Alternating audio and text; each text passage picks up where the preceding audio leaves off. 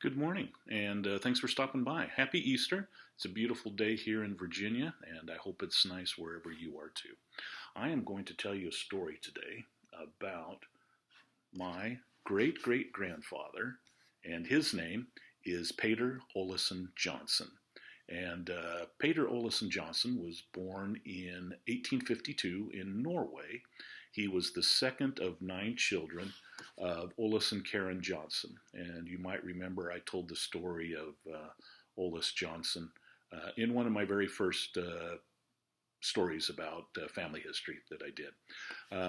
The Johnson family living in Oslo, no, actually, they lived north in Trondheim, met the Mormon missionaries and were baptized in about 1877.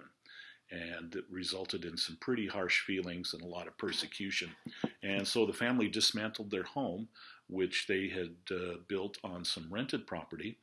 They took it to Oslo and they rebuilt their home there.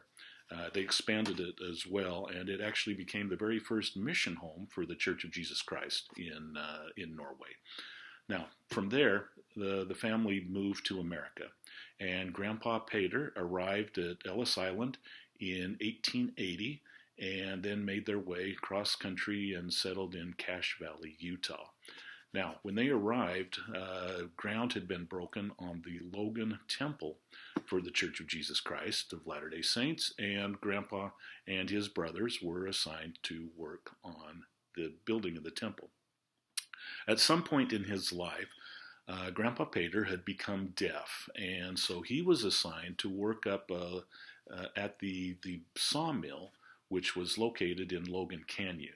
And they would prepare the lumber for the Logan Temple up at the sawmill in Logan Canyon. And so they would actually stay up there at the mill. Now, at that time, Logan Canyon had a lot of wildlife, and I think it probably still does, but it's been a long time since I've been there. But as you can imagine, with any good-natured crew, the men there that were working were not above playing pranks on a fellow worker. So one night, after a hard day's work, Grandpa Peder had gone to bed a little bit early and had fallen into a deep sleep.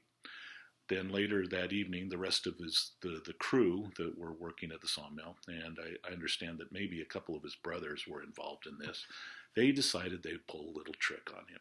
So they all got ready and went to bed. After they were all certain that Peder was sound asleep, several of them went over in their night clothes and they shook Grandpa Peder as hard as they could and yelled out, Pate, there's a bear outside.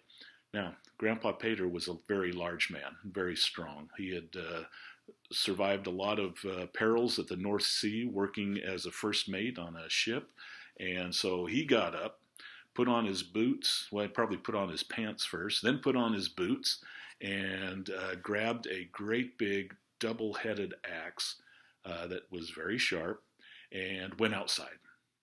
It says that he wasn't gone very long when he came back, put up the axe, took off his boots, took off his pants, and went back to sleep. Didn't say a word. Well, the joke was on the rest of the crew, because the next morning when they went out, they went outside and they found a very large black bear lying dead on the ground with its head split neatly in half from a single blow of an axe. So I guess be careful when you play pranks and tricks on people, because you never know what might come around. So hope you enjoyed that story. I got a kick out of it, and we'll see you next time.